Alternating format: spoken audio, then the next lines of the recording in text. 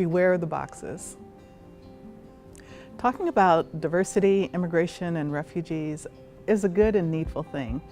But for all of those of us who are involved in these conversations, I want to caution us to beware of the boxes. Now, what do I mean by that? Well, there are two sets of boxes. The first set are the boxes that limit us. It's the boxes that we put ourselves in, because as we hear about all the issues that are going on and we see things in the news, we tell ourselves, I'm too young, I'm too old, I'm white, I'm black, I'm Asian, I can't get involved in that, or I don't know enough, or I'm too poor. Our fears get in the way, our concerns get in the way. We get paralyzed by all the things that are going on, and we say, I only have so much time in a day, why should I be involved? So we put our heart and we put our concerns in a box and we seal it and we mark it, do not open. The second set of boxes are the boxes that we put other people in. It's the boxes that we put people in because of the stereotypes that run around in our head. Sociologically, stereotypes are things that help us to organize all the information, all the inputs that come into our brain. Our brain processes millions and millions of pieces of information. Things that we get from the news, things that we read about, our own experiences, our encounters with other people. But when we meet someone that we aren't familiar with, or we hear something about a group of people that we have never encountered before, our mind starts processing information very quickly. And so our minds start to fill in the missing pieces, the missing information. So we dig into our box of the stereotypes that we have about other people that come from our assumptions about who they might be, what they might be like. We think about those things we've seen in the news. We think about the encounter with the person that we had on the street. We think about all these things, but sometimes those conclusions are way too quick, and it misrepresents how we should see someone or interact with them. For example, what kind of person comes to your mind when I say the word vegan? If you're like most people, you wouldn't think about someone like me, even though I am a vegan.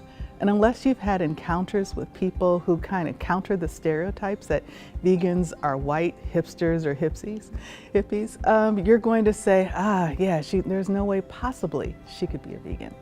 And if you're a meat and potato kind of person, just hearing the word vegan might have this negative visceral response, and you're running around saying, there's no way I could deal without bacon or cheese.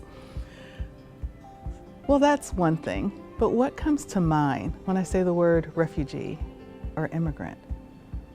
What kind of visceral reaction happens? Is it a negative thing?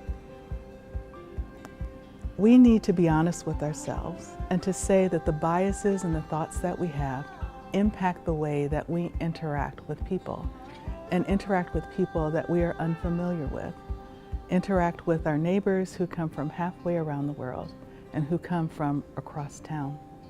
We need to be honest with ourselves, and we need to unpack these ideas that are running around in our head and asking ourselves, where did that thought come from? And how is this impacting the way that I see them or hear them?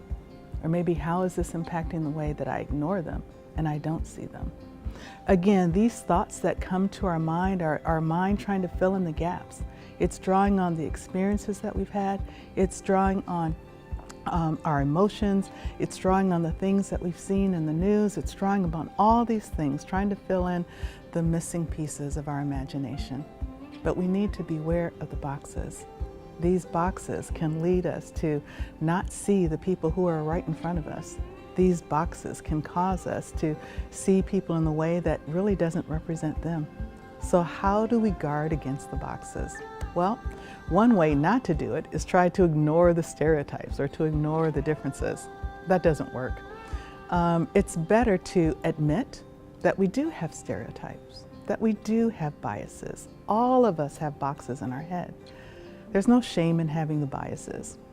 But what we need to do is think about, what do we do with the biases that we have?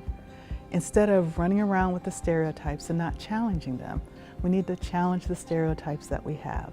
We need to replace those negative stereotypes with an understanding of who these people are.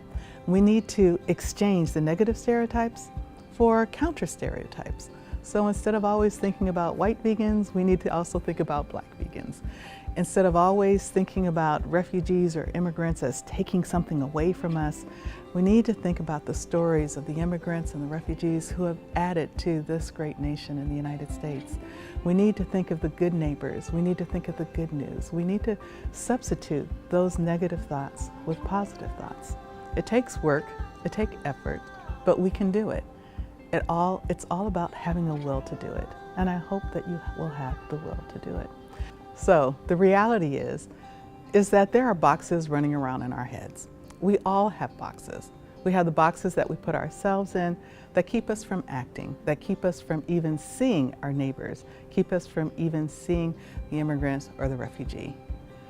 We also have boxes running around in our head that we put other people in. And so we might see the immigrant, we might see the refugee, we might see someone that looks different from ourselves, but because of the stereotypes, because of the things that we have seen in the news, because of our own experiences that we had with the person at the corner store or that we had with the person in the farm, because of our own fears, because of our own questions, we put people in a box.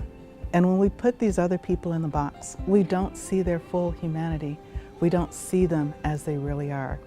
We don't take the time to hear their story. We don't take the time to unpack their hopes, their dreams, their fears, how we're alike or even how we're different.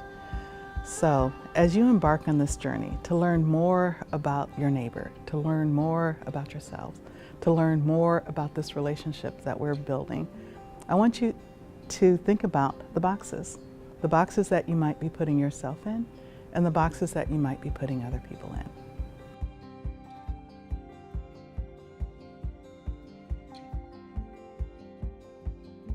This collaborative was brought together with support from Calvin College, the Calvin Alumni Association, and the Calvin Center for Christian Scholarship.